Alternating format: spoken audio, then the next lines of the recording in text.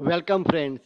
Let us continue to study chapter number 2 on my YouTube channel. Kindly like, share and subscribe my YouTube channel. Today we are going to study the numerical on reversible adiabatic process, that is the numerical on isentropic process.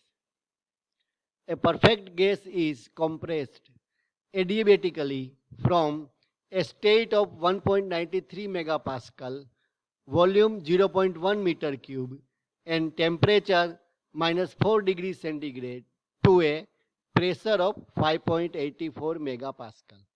Find temperature and volume at the end of compression, change in enthalpy, work transfer with direction, heat transfer, and change in internal energy.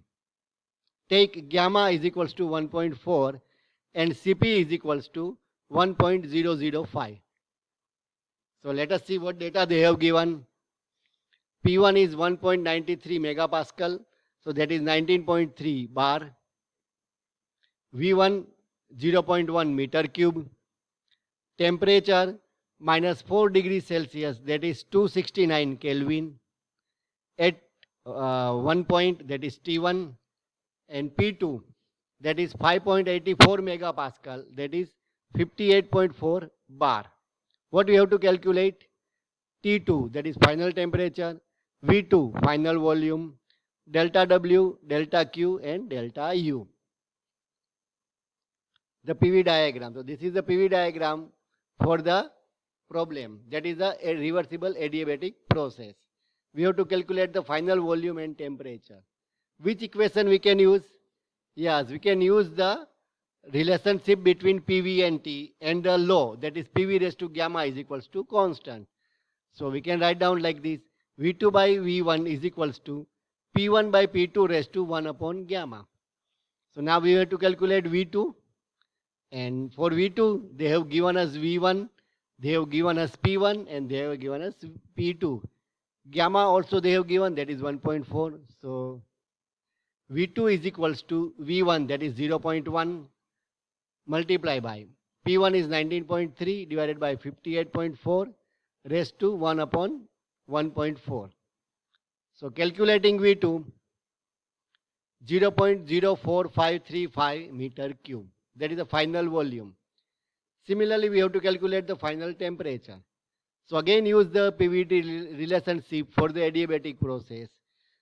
T2 by T1 is equals to P2 by P1 raised to gamma minus 1 upon gamma. So putting the value of T1, P2 and P1.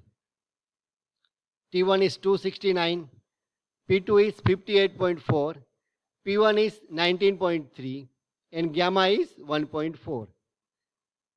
So on calculating, we are going to get T2 is equals to 369.09 Kelvin. The next step is to calculate the change in enthalpy.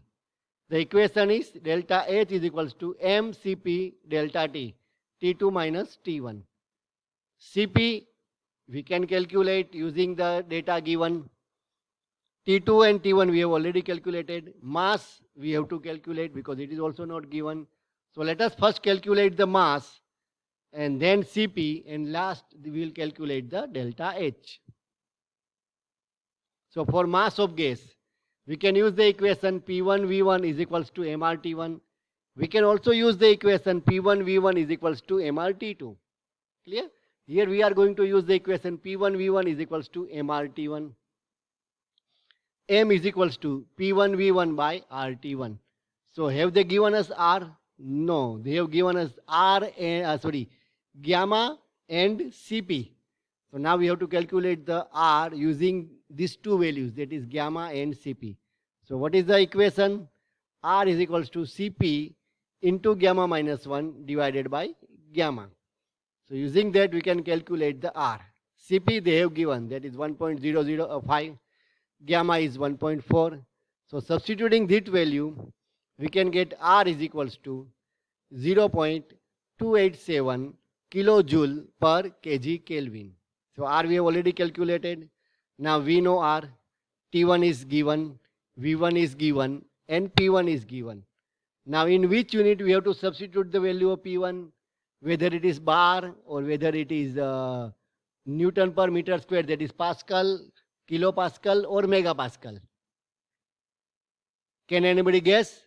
Yes, we can put the pressure in kilopascal because R is in kilojoule. So here the value of pressure is 19.3 into 100, that is in kilopascal, multiplied by volume is 0.1.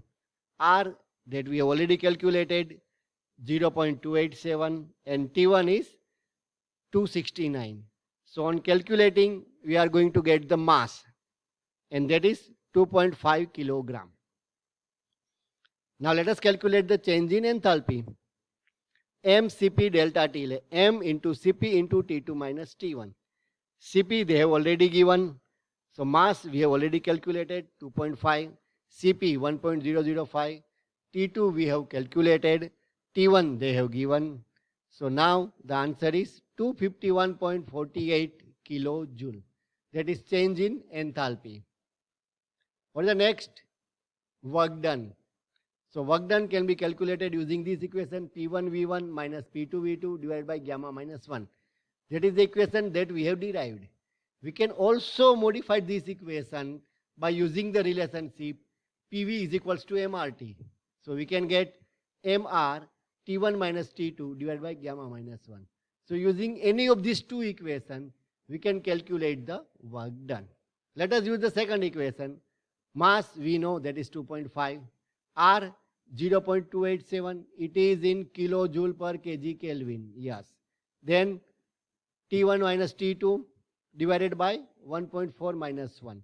So the answer will be minus 179.536 kilojoule. Why kilojoule? Because R is in kilojoule per kg Kelvin. Now here minus indicates that work is done on the system and due to that it is minus. For change in internal energy, equation is du is equals to m into Cv into T2 minus T1. M we have already calculated. Cv is not given, but that we can calculate because we have R, we have Cp, we have gamma. Using that we can calculate the Cv. T2 minus T1. So it is m 2.5. Here it is Cp divided by gamma, that gives us the Cv. So it is 1.005 divided by 1.4 multiplied by T2 minus T1. So we are going to get the answer 179.536 kilojoule. Now you compare the value of delta W and delta U. They are exactly same. Only there is a negative sign with the delta W. Why it is there? Any guess? Yes, because for isentropic process delta Q is 0. Next, delta Q is 0. When we use the first law of thermodynamics, that is delta Q is equals to delta U plus delta W, where delta Q is 0, we can write down that delta W is equals to minus delta U. Thank you.